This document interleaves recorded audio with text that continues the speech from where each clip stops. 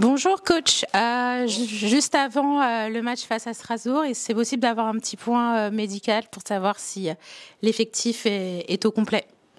Vous êtes très forte parce que je viens d'en parler avec Bastien sur le chemin avant d'arriver ici. Je pense que c'est le club qui va communiquer parce que c'est le doc qui a toutes les informations. Moi vraiment c'est qui est présent tout de suite là pour aller s'entraîner.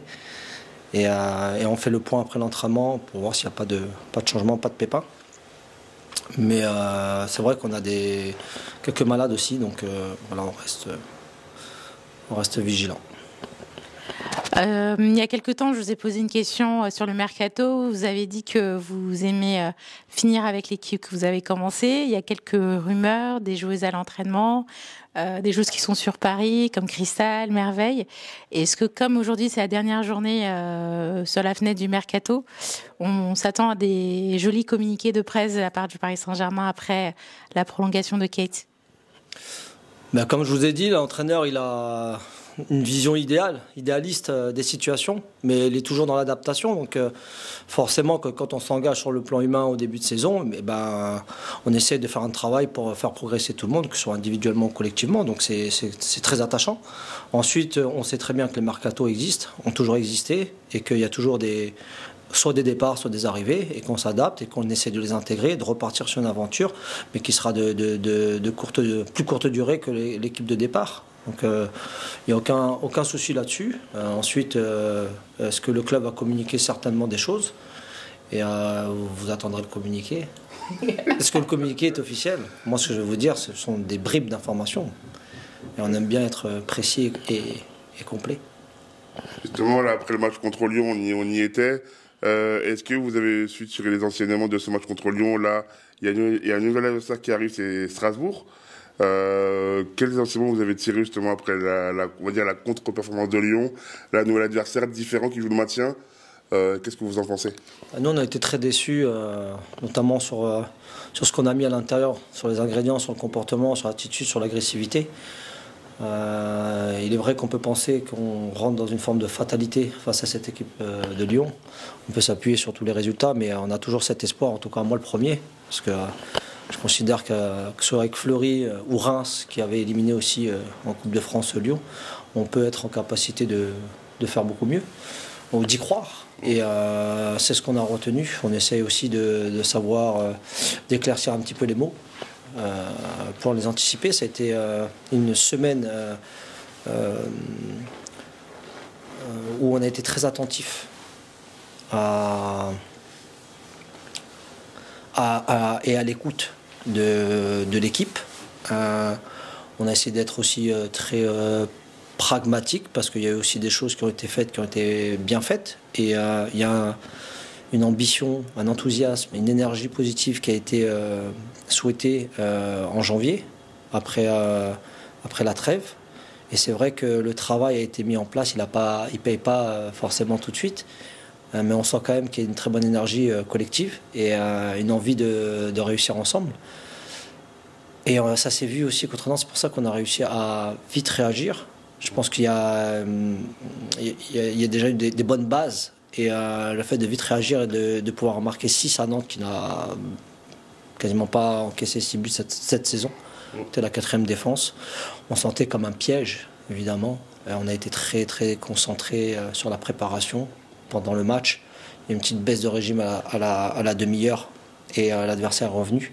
Et ensuite, on a remis les ingrédients. Et puis maintenant, on sait un petit peu ce qu'on doit faire pour mettre en difficulté l'adversaire. Mais on est très content de marquer beaucoup de buts, et on souhaite continuer. La réaction était bonne, et il faut s'inscrire maintenant dans la durée jusqu'à la fin de saison, parce qu'on n'a pas énormément de marge, vous voyez, au classement. C'est vrai que tout le monde nous promet un avenir au plus haut sur la Coupe de France, mais on respecte tout le monde, et puis on ne fait pas de raccourcis, quoi. Voilà. On se met toujours à bosser, et puis bien sûr qu'on veut garder cette Coupe de France, et on veut gagner aussi demain à Strasbourg, parce qu'on a un peu de retard sur ce qu'on souhaite faire. En parlant justement de Strasbourg, vous les avez bien joué justement en gagnant 4-0, mais c'était une équipe qui était remaniée avec 50% de changement dans l'effectif. Maintenant, ils sont un peu plus rodés, même si c'est un jeu ouvert, ils sont assez tactiques. Est-ce que vous pensez que ce sera un petit peu plus compliqué de faire le même résultat maintenant face à Strasbourg? Non, mais toujours à chaque match, on observe l'adversaire. Bien sûr qu'il a une dynamique, une évolution. On connaît les derniers résultats, on sait les systèmes dans lesquels elle évolue. On sait qu'elle a été déçue aussi dans son élimination en Coupe de France face à Lille. Beau stade avec du monde. On sait que le public de Strasbourg répond présent et très actif. C'est une bonne qualité de pelouse. On s'est renseigné aussi, bien sûr. Et je pense que ça sera encore une fête. Une fête, un spectacle, la fête du football. Et on souhaite toujours que ça bascule de notre côté le résultat. Mais en tout cas, on sait ce qu'on a à faire et on a peut-être réalisé l'une des meilleures semaines en termes de qualité et d'état d'esprit. Et justement, contre Lyon, vous avez vu, vous avez Katoto et Lechter. Est-ce que vous allez rester avec le même système ou vous allez justement, on va dire, changer de système justement avec une pointe ou peut-être avec un milieu différent? Sans donner la tactique, bien évidemment. Ouais, je sais que beaucoup sont fans des systèmes, mais les systèmes. Du jeu. Non, les systèmes, on les met en place et après il y a les animations. Et ensuite, évidemment qu'il y a des paramètres. Les paramètres, c'est la semaine, c'est les 2 dernières semaines, les 3 dernières semaines, c'est aussi les 6 premiers mois. C'est les complémentarités, c'est l'adversaire, c'est la forme du moment, c'est. Comme vous parlez du bilan de santé, bon, voilà, c'est les formes du moment. Et puis oui, il y aura certainement on a des idées, on sait très bien ce qu'on veut faire, on sait dans quel système on va jouer. Mais il n'y aura pas Marie Katoto. Et au niveau justement, comme a dit Johanna, de la prolongation de Kate, est-ce que vous pouvez dire quelques mots sur sa prolongation? Est-ce que c'est vraiment un souhait de votre part justement qu'elle continue l'aventure ici? C'est un souhait de tout le monde puisqu'elle fait l'unanimité. Donc que ce soit des supporters de ses coéquipières, c'est pour ça qu'elle est dans mes cadres en début de saison, que ce soit la direction sportive, le club et elle, parce que c'est elle la principale intéressée. Ça a été évoqué bien avant tout ça et c'est officialisé aujourd'hui et on est très content qu'elle puisse être libérée. On l'a senti assez libérée aussi. Et ça rassure de pouvoir s'inscrire et je pense pour elle, d'être aussi reconnue dans son travail au quotidien et son travail qu'elle a fait au Paris Saint-Germain. Donc l'aventure continue pour elle. Et Kate, mais Naolia qui a signé.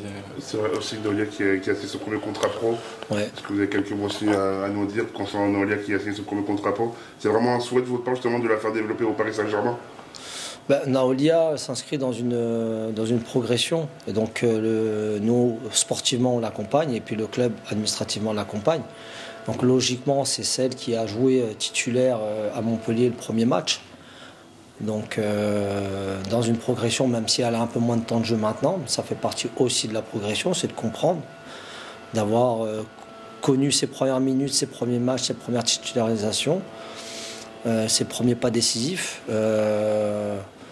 Avoir un peu moins de temps de jeu pour gérer aussi la retombée, parce que de toute façon, quand vous êtes attaquante, vous êtes tantôt titulaire, tantôt en confiance, tantôt pas en confiance, et tantôt remplaçante. Donc c'est des situations qu'il faut savoir vivre, et les vivre le plus tôt possible. C'est enrichissant pour elle. Mais on est très content de sa signature, elle le mérite.